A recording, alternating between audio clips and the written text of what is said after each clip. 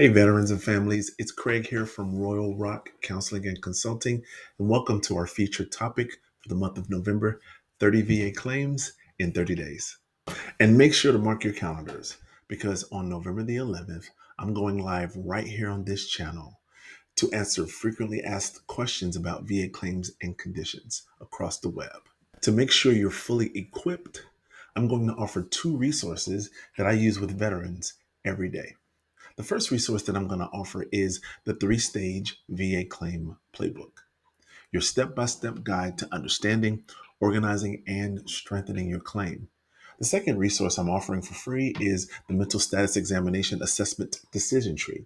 This tool is a simple but powerful tool to help you understand how mental health evaluations impact your claim. Together, these are the only two documents you'll need to successfully file and win your VA claim.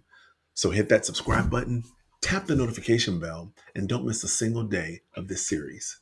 Now, let me remind you that the content in this series is for educational purposes only. It's not intended for legal, clinical, or medical advice, and there's no therapist or client relationship established. Royal Rock Counseling and Consulting LLC is not a VA accredited agent, attorney, or Veterans Service Organization, and it's not affiliated with the Department of Veterans Affairs.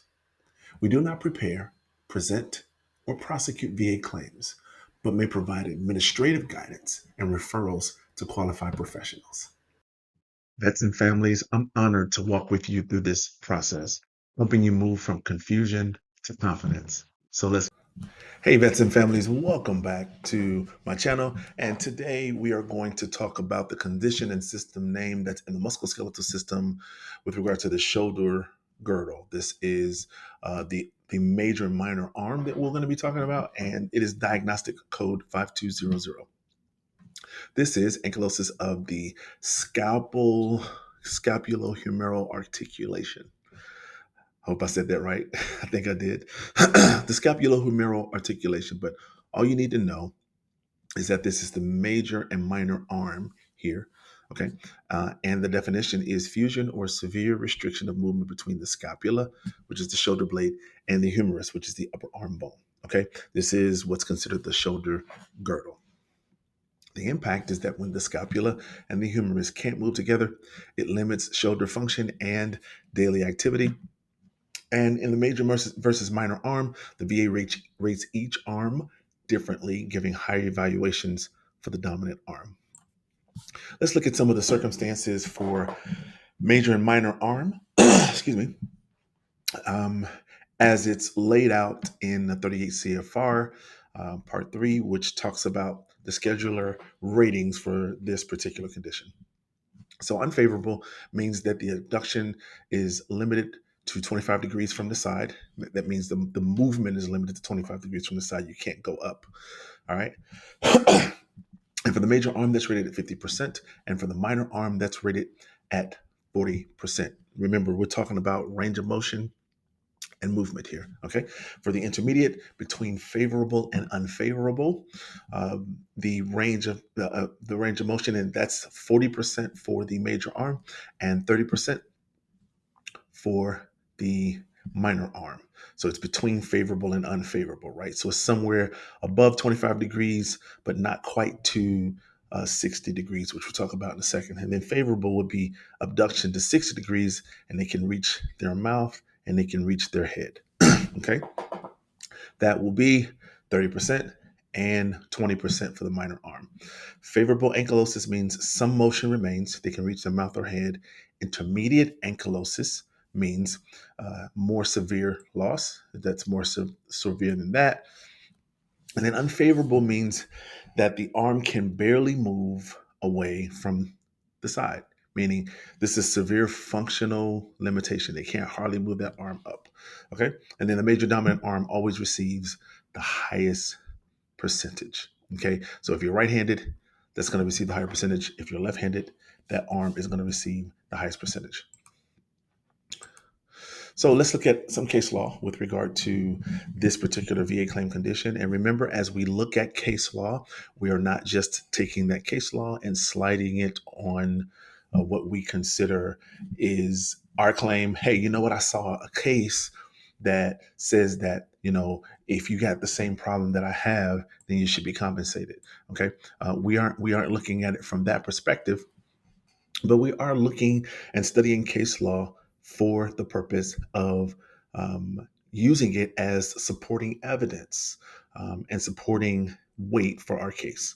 So this is case law citation number A22022205, and the decision date was November 2nd of 2022. The facts are that the veteran experienced right shoulder pain, guarding, and limited motion. The board decision on that case was that this veteran was awarded 30% under Diagnostic Code 5202 for frequent dislocations and guarding of all arm movements. That means his arm was constantly being out of place, and the movement was guarded often. Okay. This is why 5200 did not apply. The veteran still had some motion, meaning no true ankylosis. The joint wasn't fused. Okay. The key takeaway is VA ratings depend on functional impact and range of motion evidence. Always remember that, family. Functional impact and range of motion evidence when you're talking about particularly the musculoskeletal system, not just diagnosis labels, not just because the doctor said you had something, right? There has to be range of motion evidence. There has to be limited movement, limited range. Okay. So then a supporting case is Chavis versus McDonough in 2021. This established that even if a joint isn't technically fused, pain and guarding can create a functional equivalent of ankylosis, right? Meaning it's the same thing when you're guarding and you have pain as if they're fused together, creating one movement, right? When it's fused, it means you can only move it as a unit, right? But if you have pain and guarding, it could be looked at as in the same way as being fused. So let's talk about evidentiary support strategy for post-service claim, as we will do in all of the videos that we do for our 30 claims in 30 days. So the first thing you want to do is you want to get a detailed exam for range of motion plus pain. Okay. Ensure that the examiner measures abduction, notes functional loss, and describes whether you can reach your head or your mouth. Remember, there was something in there that we noted specifically, whether you can reach your head or your mouth when you're having shoulder girdle pain, major minor arm pain, right? This is all this area, right? That reaching your shoulder, mouth at least gets you to 20 to 30% if there is still pain and painful limited motion, range of motion. All right, so this is the key for favorable versus unfavorable ankylosis. Submit lay statements. Explain how your shoulder affects your daily life. I can't comb my hair. I struggle to reach cabinets, or I can't lift my arm past my shoulder height. Include imaging and orthopedic notes. Provide MRI or X-ray evidence showing degenerative changes, stiffness, impingement, or frozen shoulder is what they call it, frozen shoulder. Orthopedic notes that describe limited mobility or frozen shoulder strengthen your claim. And then you want to cite functional equivalency. We've given you a case law for this particular condition. And that case law is Chavis versus McDonough. Even if the joint isn't fused, argue that the pain and guarding functionally equal ankylosis. Now listen, don't act like a lawyer.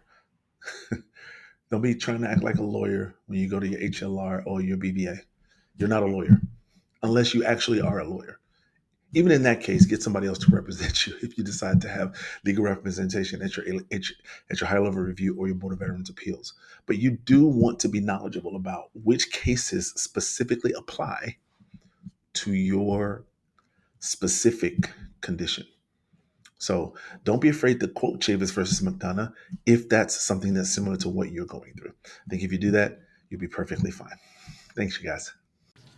I hope you guys enjoyed this video. Thank you for watching. If you want any more information about the subject of this series, be sure to check out the playlist right here. And remember, live royally and live well. Thanks for watching, and I'll see you in the next one.